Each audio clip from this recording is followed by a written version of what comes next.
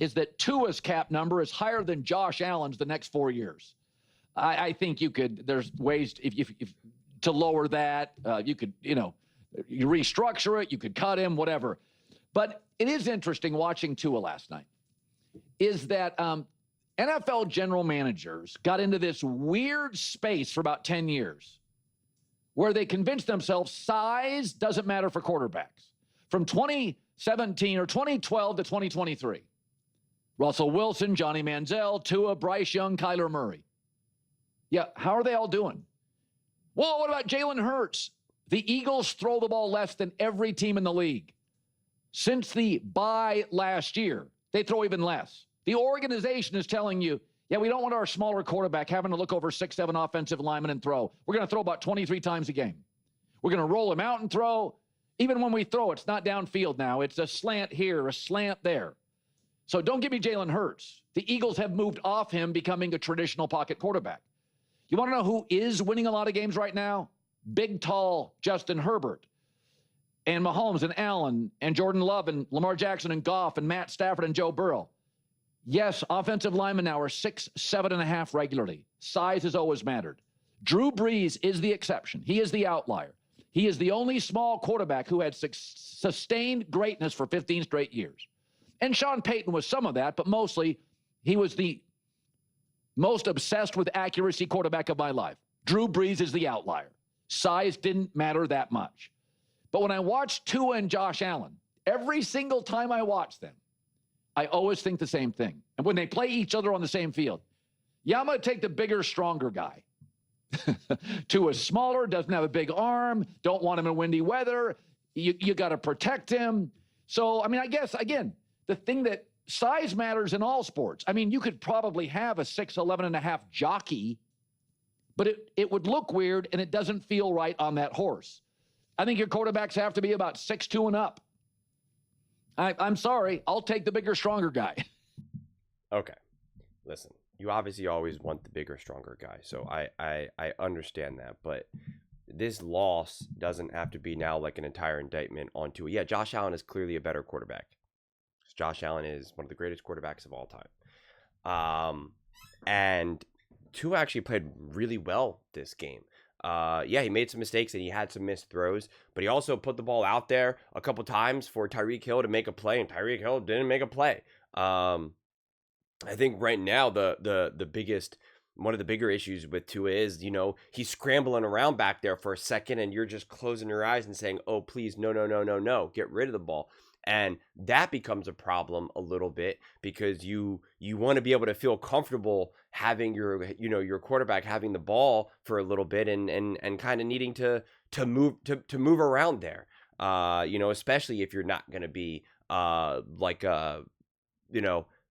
as much as a traditional pocket passer as, say, I don't want to just use Tom Brady, but like Kirk Cousins or someone. Then it's like, okay, but if you are going to be a little bit smaller, then you definitely certainly have to be able to use your legs and be a little mobile, and that we know it all with Tua right now with regards to that. And it's tough because he had that interception.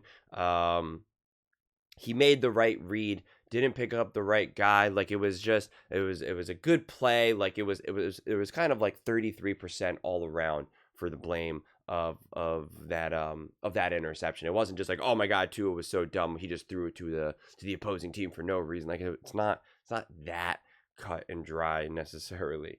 But it's an unfortunate thing that happened for him and this Dolphins team. And yeah, this is where football is bizarre, where there should be no reason why Dak Prescott and Tua and some of these other quarterbacks are getting more money than a Mahomes or Josh Allen. We do have things completely backwards in the NFL with quarterback play. And to make it as simple as possible, it's like, yeah, a Josh Allen should be getting paid $60 million a year. Mahomes should be getting paid $60 million a year. And the Tuas of the NFL should be getting paid like $45 million in the year. And then that radically transforms your team. It radically transforms your team. But because of the way how the quarterback market is, they just automatically get, and again, I understand that the contracts are not just that cut and dry that way. I'm just trying to, paint a clear picture here. that like the Tuas are still getting the 60 million a year, and it does handcuff your team a little bit. But I wouldn't say that that's really fully the problem here. But when you do have a better quarterback in many moments throughout the game, there's just ways to kind of overcome any of the issues that you may have in gotta have it moments, and add a versatility to the play calling that they don't necessarily have. With Tua right now, just look at this very game. Josh Allen, it was like 1st and 20 or 1st and 25, and Josh Allen was able to take off with his legs and essentially get that entire thing. I think he was just like 1 yard short of the first down, and you could see any of the other plays that he's making, flicking of the wrist, he's doing any of these little tosses that he's doing, like he's just so comfortable all over the field in a way that a Tua is not, and understandably so. But that doesn't mean that it's just like, he's too small, he's not good, he's struggling, he's a bad quarterback, he doesn't have a big arm, he's not this, he's not that. And it's like, no, I fully believe that you can win a lot of games as proven with a Tua, but you do need a really great situation. And that great situation becomes harder to come by the more money that you have to pay a Tua. And that's something that these teams have to start to understand and have to be, and the quarterbacks themselves, like it's really going to take one day a team and a few teams just to be like, no, unless you are truly a top 3 quarterback, we are not just resetting the quarterback market year after year. We're not doing it. We are absolutely not doing it. And then that can kind of restore balance. But I'm certainly not blaming Tua for getting all the money that he can get. That's for sure. Get your money, especially when he got paid, his career was already slightly in balance because of injuries and whatnot. So, I'm a huge Tua Tagovailoa fan.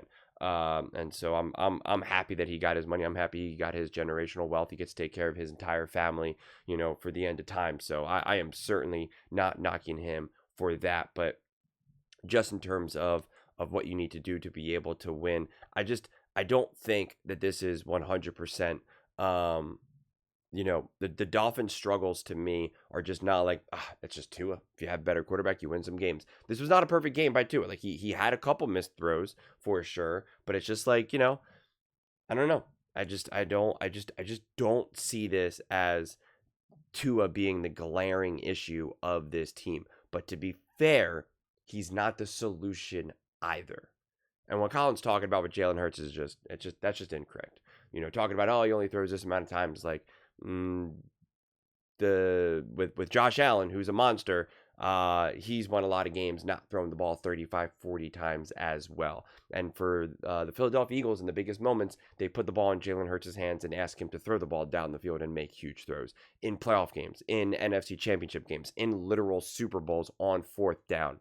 So it's just like we're having the wrong conversation here, and Tua is clearly capable of doing it. And the solution to make the Dolphins win is to not have Tua only throw the ball 20 times because he's just not good enough to throw the ball. It's like, no, it's a winning approach when you have the team to be able to do it and the run game, and your quarterback can also run like Jalen Hurts can do. And so you have a big threat within the RRPO in terms of like being able to hand the ball off, keep the ball and throw, or keep the ball and throw and run yourself. That there's a depth of versatility that the Philadelphia Eagles have with a Jalen Hurts that they just do not have with a Tua right now. So, but yeah, I mean, in a vacuum, sure, you always want that quarterback who's, who is built like a Josh Allen or a Justin Herbert. Doesn't automatically mean you're going to be great, because the NFL is littered with players that look big and strong and can't do anything, okay? That they just fundamentally struggle. I think Tua at this point is just he's a good quarterback. He's not a backup quarterback. He's not a bottom of the NFL quarterback. He is a good starting quarterback, who's just right in the middle of the pack. And with that, you need to build an awesome team. You need to have an awesome defense. You need to have an awesome run game. Like you need to have a great coach. And they had pieces of that over the years, and we saw the type of offense that this team was able to run. But then they weren't able to be any more versatile than that. It was just either all these big plays, run real fast and get after it, or not. And then when the weather does get worse, when it does get colder, when it does get windier, snowier, you're in the playoffs, things start to really shrink down and get smaller and smaller. They weren't able to adapt. And that is, some on Tua, some on coaching, and that is where defense, you need an elevation of defense to now also be able to slow down the opposing team. Like, to me, this is, more of a team and structural issue than just, Tua is just not good enough. And if you had a better quarterback, the Dolphins would be winning these games and winning the division. It's like, yeah, maybe if you had one of the greatest quarterbacks, right? If you had Josh Allen, Patrick Mahomes, or Lamar Jackson, sure. But you could say that about every team that's not, reaching the stars, okay? So, like, that's just, you could say that the 49ers would be better. The Dallas Cowboys would be better. Like, you just name every single team under the sun. And so it's just, I just think it becomes slightly, just, I don't want to say completely the wrong conversation. It's just not the most, it's not the conversation that gets you to where you're trying to get to the fastest. But I don't have an easy solution with this Dolphins team right now because of how the team is structured. And because, it's just like, what has this team done to evolve and grow? What has this team done to make sure that their defense is significantly better, that they are more organized and more buttoned up and not making these mistakes, and can execute better down the stretch, not getting a running into the punter penalty and giving and giving Josh Allen, the Buffalo Bills, free range to score another touchdown. It's just like, those are the things that get you. But if that doesn't happen, this whole game completely changes, and then we can have a whole conversation about, Tua, he has evolved, he is an exception to the rule, and this and that and this and that. So, just is what it is. But those are just my thoughts. I'd absolutely love to hear yours. What do you guys all think about the Miami Dolphins and Tua? Do you think he's the main limiter of this team? Let me know in the comments below. I read every single comment, so whether you agree with me or disagree with me, either way, let's get in some discussions, let's get in some fights, but ultimately, let's just have some fun. And please do consider subscribing. We're building an amazing community here, and I absolutely love to see you part of it. I want to build something that we all genuinely feel connected to, something that we're really excited to be a part of. I think we're well on our way to doing it. And please don't forget to give this video a thumbs up, as it really does help the visibility and the algorithm. Thank you so much. See you next time.